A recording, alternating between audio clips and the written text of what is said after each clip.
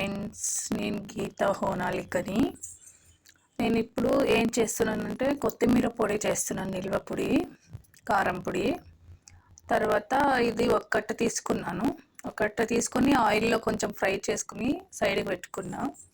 దాంట్లోకి మినప్పప్పు, శనగపప్పు, జీలకర్ర వేయించి తీసుకున్నాను. తర్వాత పల్లీలు, కరివేపాకు, ఎండుమిర్చి తీసుకుని కొద్దిగా ఫ్రై చేసుకొని చటపటలాగా తీసుకున్నాను. తర్వాత రుచికి తగ్గట్టుగా ఉప్పు తీసుకున్నా. తర్వాత ఈ వెల్లుల్లి రెబ్బలు తీసుకున్నాను. వెల్లుల్లి రెబ్బలు ఎంత ఎక్కువ వేస్తే అంత మంచిగా ఉంటుంది. అంతా వేసి చింతపండు వేయాలి, ఒక నిమ్మకాయ సైజ్ అంతా. చింతపండు లేని వాళ్ళు నిమ్మకాయ వేసిన సరిపోద్ది.